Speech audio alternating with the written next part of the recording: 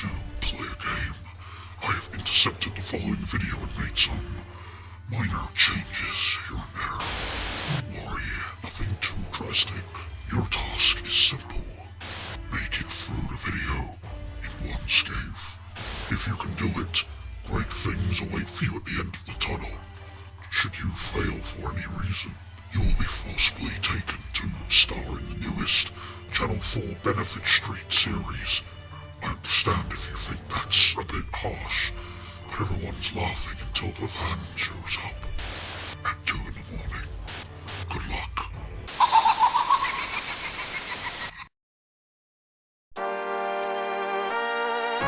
The Alexander Dennis Enviro 400 mmc is a double London cable car, officially referred to as the IFS Cloud cable car, is a doppelmay gondola lift cable transportation link.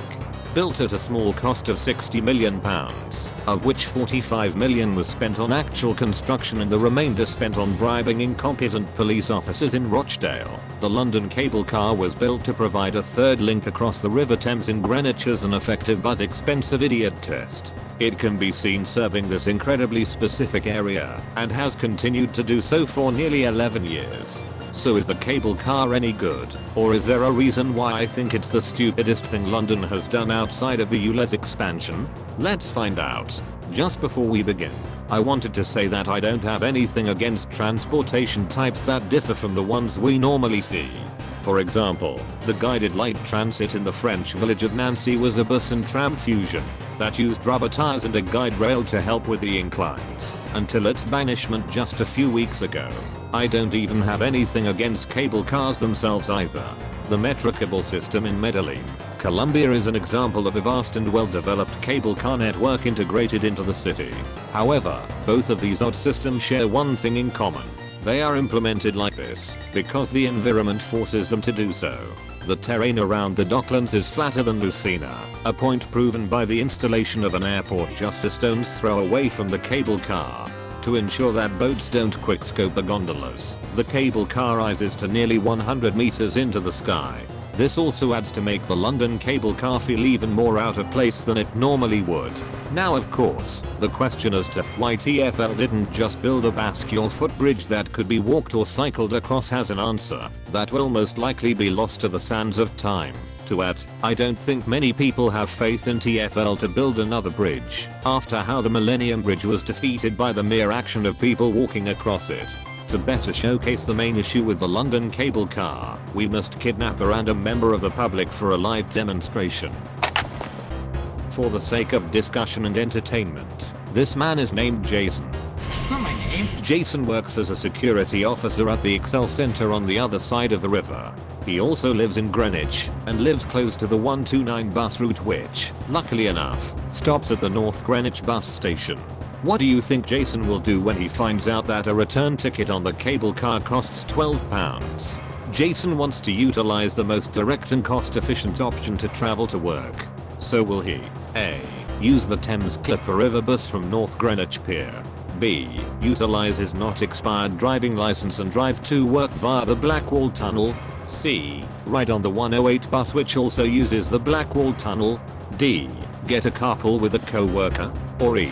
Take the cable car as it's his only option? Well done Jason. The correct answer is F. Use the Jubilee Line and Docklands Light Railway to get to work like a normal person would. This is the biggest issue with a cable car. It's clearly a link for commuters, but the same commuters don't want to spend an extra 10 to 20 minutes on their commute using the cable car as well as deleting their limited finances just to ride it, especially when more viable options have existed for decades, and said options are significantly cheaper and faster as well.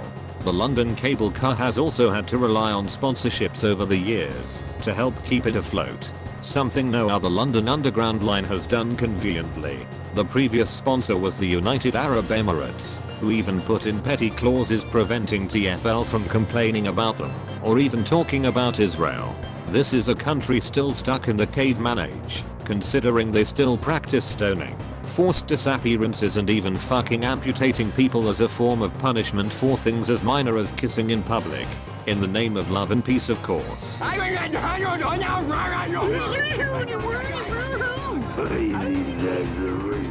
On a more positive note, whenever I see the cable car mechanism, I can't help but think of the TF2 payload sounds, so I'll just add them in editing.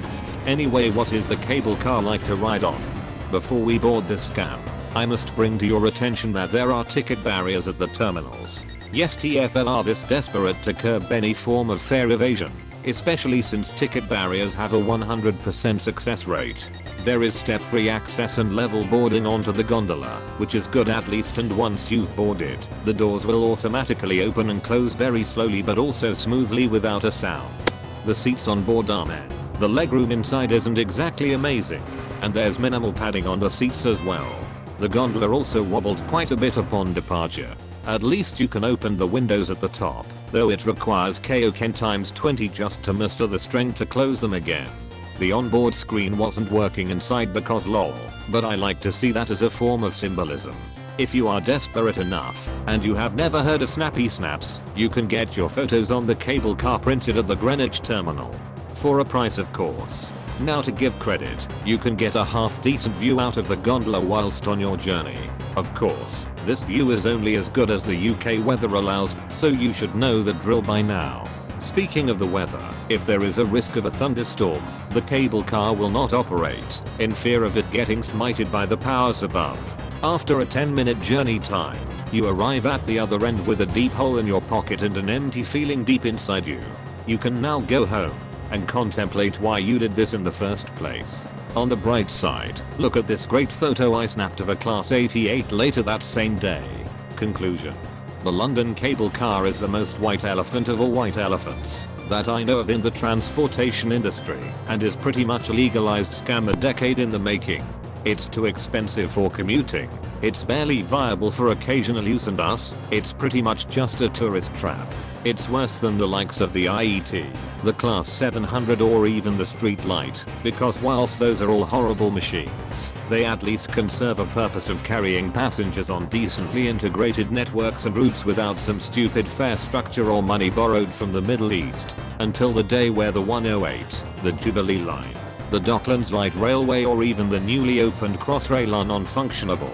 There is no reason to use the London cable car for serious journeys. Take my sacrifice as a warning to you and everyone else you know.